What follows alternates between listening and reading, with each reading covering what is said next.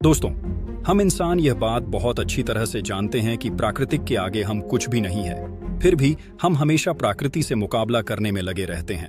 हम हर दिन प्रकृति के साथ छेड़छाड़ करते रहते हैं और वह वक्त दूर नहीं जब इस छेड़छाड़ की वजह से प्रकृति हमारा अंत कर देगी। अपनी मनमानियां की वजह से हमें अक्सर काफी भारी नुकसान भी देखने को मिलते रहते हैं, लेकिन फिर भी हम इंसान अपनी हरकतों से बाज नहीं आते।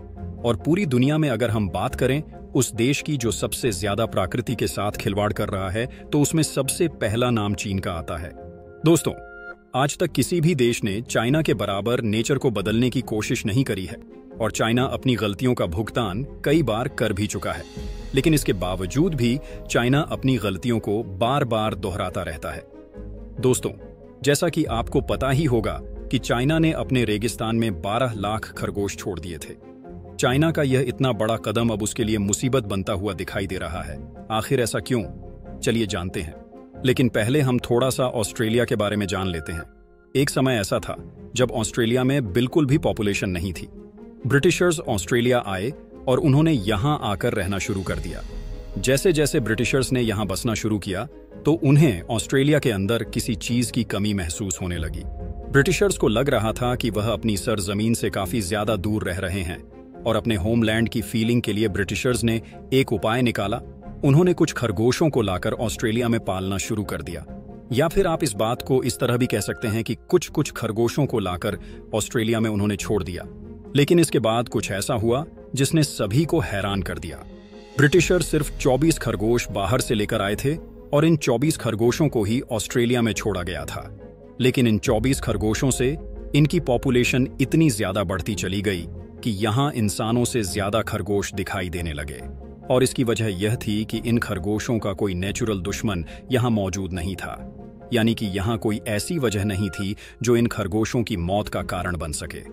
इन खरगोशों की संख्या इतनी तेजी से बढ़ती चली गई कि जहां पहले ऑस्ट्रेलिया में 24 खरगोश हुआ करते थे, वह धीरे धीरे करके मिलियंस में बदल गए और मिलियन से इन्होंने अपनी संख्या बिलियन में कर ली। और यह अब तक का सबसे बड़ा मैमल्स पॉपुलेशन एक्सप्लोजन कहलाया।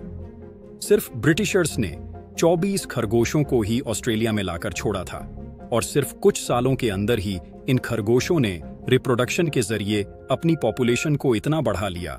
यह पॉपुलेशन 10 बिलियन तक पहुंच चुकी थी। किसी ने भी नहीं सोचा था कि रैबिट्स इतनी तेजी से रिप्रोडक्शन कर सकते हैं। हर साल ये खरगोश 80 मील तक अपनी पहुंच को बढ़ा रहे थे और धीरे धीरे करके जैसे समय गुजरता गया, ऑस्ट्रेलिया के हर शहर, हर गांव, हर कोने तक यह खरगोश फैल गए। अब दोस्तों, आप इस बात से अंदाजा लगा सकते हैं कि खरगोशों की प्रोग्रेस कितनी तेज और कितनी खतरनाक होती है। और जब ऑस्ट्रेलिया में रैबिट्स की संख्या इतनी ज्यादा बढ़ गई तो इस मुसीबत से छुटकारा पाने के लिए वैज्ञानिकों ने एक तरकीब निकाली। वैज्ञानिकों ने माइसोमा वायरस का पूरा बायोलॉजिकल वेलफेयर किया ताकि इनकी संख्या को कम किया जा सके। इन खरगोशों की संख्या को कम करने के लिए सिर्फ ऑस्ट्रेलिया में ही नहीं बल्कि कई सारे यूरोपियन कंट्रीज में भी बायोलॉजिकल वेपन्स का इस्तेमाल किया गया। इस तरह से बहुत तेजी से इन रैबिट्स की पॉपुलेशन कम होना शुरू हो गई और यह पॉपुलेशन 99% तक कम होकर सिर्फ 1% ही रह गई। लेकिन इन 1% खरगोशों ने इस वायरस के लिए अपने अंदर रेजिस्टेंस पैदा कर लिया, यानी कि अपने अंदर इस वायरस से लड़ने की प्रतिरोधक क्षमता को डेवलप कर लिया। इसके बाद इस वायरस का इन रैबिट्स पर कोई असर नहीं हुआ और उनके पॉपुलेशन एक बार फिर से बढ़ना शुरू हो गई। अब दोस्तों, चाइना ने जो अपने रेगिस्तान में 12 लाख खरगोश छोड़े थे, अब इस बात से आप अंदाजा लगा सकते हैं कि इन खरगोशों की पॉपुलेशन क्या होने वाली है। दोस्तों, चाइना कई बार कई सारी गलतियां कर चुका है। एक बार चाइना ऐसी गलती पहले भी कर चुका है जब चाइना के एक लीडर ने चाइना को बदलने के लिए एक बहुत बड़े प्रोग्राम की शुरुआत करी थी जिसे ग्रेट लीप फॉरवर्ड का नाम दिया गया था। और इसके तहत कृषि में रिफॉर्म लाने के लिए एक बहुत बड़े कैंपेन की शुरुआत की गई थी। इस कैंपेन में वो सारी चीजें जो कृषि को नुकसान पहुंचाने का काम करती हैं, उन्हें जड़ से खत्म करने का फैसला लिया गया था। और इसमें सबसे पहला टारगेट गौरैया को बनाया गया था। जी हां, वही गौरैया चढ़िया जो अब इंडिया में भी देखने को नहीं मिलती है। चाइना के लोगों ने गौरैया को मारना शुरू कर दिया था। चाइना के लोग गौरैया को देखते ही बर्तन बजाना शुरू कर देते थे, जिससे वह जमीन पर लैंड नहीं हो पाती थी और जब वह थक कर जमीन पर गिरती थी तो उन्हें गोली मार दी जाती थी। और इस काम के लिए चाइना के लीडर यहाँ के लोगों को इनाम दे रहे थे। इन्होंने ऐसा इसलिए करवाया था क्योंकि उनका कहना था कि इन चिड़ियों की वजह से खेतों की फसल का काफी भारी मात्रा में नुकसान होता है। चाइना के लोगों ने चिड़ियों को तो खत्म कर दिया, लेकिन ये चिड़ियां सिर्फ अनाज ही नहीं खा रही थी, बल्कि ये कीड़े मकड़ों को भी खाती थी। और चिड़ियों के न होने की वजह से कीड़े मकोड़ों की संख्या चाइना में तेजी से बढ़ना शुरू हो गई और इन कीड़ों में सबसे ज्यादा संख्या टिड्डियों की बढ़ने लगी। टिड्डी दलों ने पूरे चाइना में आतंक मचाना शुरू कर दिया। ये चाइना की बहुत बड़ी गलती थी, जिसकी वजह से चाइना को काफी भारी नुकसान उठाना पड़ा था। टिड्डी दलों ने यहां आकर फसलों को पूरी तरह से डैमेज कर दिया, जिसकी वजह से चाइना में भूखमरी फैल गई और इस भूखमरी से लाखों करोड़ों लोगों की मौत होना शुरू हो गई। गौरैया के मर जाने से चाइना की फूड चेन पूरी तरह से डिसबैलेंस हो चुकी थी। इसी तरह दोस्तों, जब रैबिट को पाला जाता है तो वह बहुत तेजी से रिप्रोडक्शन का काम करते हैं और उन्हें खाने के लिए भी ज्यादा चीजों की जरूरत पड़ती है और इन्हें आसपास जो कुछ भी मिलता है, यानी कि पेड़ पौधे, घास, अनाज, आज यह सब कुछ खाने लगते हैं। ज्यादा पेड़ पौधे और घास खाने की वजह से जब जमीन पर पानी गिरता है तो इन जगहों पर मिट्टी का कटाव होने लगता है। मिट्टी के कटाव से इसकी फर्टिलिटी डाउन होना शुरू हो जाती है और वेजिटेशन को काफी भारी मात्रा में नुकसान देखने को मिलता है।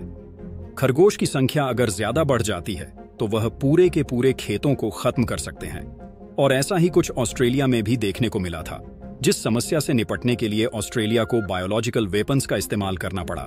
तब जाकर ऑस्ट्रेलिया में खरगोश की आबादी पर कंट्रोल आया था। लेकिन यह आबादी एक बार फिर से बढ़ गई क्योंकि 1% रैबिट ऐसे थे जिन्होंने इस वायरस से लड़ने के लिए अपने अंदर इम्यूनिटी को डेवलप कर लिया था। और दोस्तों, जैसा कि हमने आपको बताया कि चाइना ने अपने रेगिस्तान में 12 लाख खरगोशों को छोड़ा है। और याद रखिए कि खरगोश हमेशा जमीन खोदकर पेड़ पौधों की जड़ों को खाने का काम भी करते हैं। खरगोश को जड़ों वाली सब्जियां खाना ज्यादा पसंद होता है और इन जड़ों को खाने के लिए खरगोश जमीन में गड्ढा खोदने का काम भी करते हैं। और जब चाइना ने खरगोश को रेगिस्तान में छोड़ा तो खरगोश ने इस रेतीली जमीन में गड्ढे खोदना शुरू कर दिया। और सिर्फ यही नहीं, बल्कि ये खरगोश जो भी खा रहे थे उसके बीजों को भी इन्होंने अपने मल के जरिए जगह जगह फैलाना शुरू कर दिया। इस तरह चाइना का रेगिस्तानी इलाका एक बार फिर से ग्रीन होना शुरू हो गया और चाइना ने इसीलिए 12 लाख खरगोशों को चाइना में छोड़ा था। चाइना का यह प्लान बिल्कुल सही था, जिसके जरिए वह अपने रेगिस्तानी इलाकों को ग्रीनरी में चेंज कर रहे थे। चाइना ऐसा इसलिए करवा रहा था क्योंकि चाइना के अंदर रेगिस्तानी इलाका दिन पर दिन एक्सपेंड होता जा रहा था और चाइना खुद को रेगिस्तान बनने से रोकने के लिए इस प्रोजेक्ट पर काम कर रहा था। चाइना खरगोशों के जरिए अपने रेगिस्तानी जमीन पर ग्रीनरी डेवलप करवाना चाहता था। इस तरह से चाइना के अंदर रिफॉर्मिंग की पॉपुलेशन ऑस्ट्रेलिया की तरह काफी ज्यादा बढ़ती जा रही थी। साथ ही साथ इन खरगोशों से चाइना को रैबिट मीट भी खाने को मिल रहा था। और दोस्तों, आपको हम बता दें कि चीन के अंदर रैबिट के मीट को खाने के लिए काफी ज्यादा पसंद किया जा रहा था। इस तरह से एक तरफ तो चाइना को बेनिफिट मिल रहा था, लेकिन दूसरी तरफ इसका एक नुकसान ये था कि चाइना के अंदर ऑस्ट्रेलिया की तरफ रैबिट की पॉपुलेशन काफी ज्यादा बढ़ती जा रही थी, जिसकी वजह से आसपास के वेजिटेशन को नुकसान पहुंच रहा था। अब देखा जाए तो चाइना का यह आइडिया कुछ वक्त के लिए तो कारगर साबित हुआ, लेकिन चाइना के सामने एक बार फिर से खरगोशों की पॉपुलेशन की समस्या खड़ी हो चुकी है। और दोस्तों, ऐसा इसलिए हो रहा है क्योंकि हम कुदरत से कभी नहीं जीत सकते, इसलिए हमें कुदरत के साथ छेड़छाड़ नहीं करनी चाहिए। आपको क्या लगता है? इस बारे में हमें कमेंट करके जरूर बताइएगा।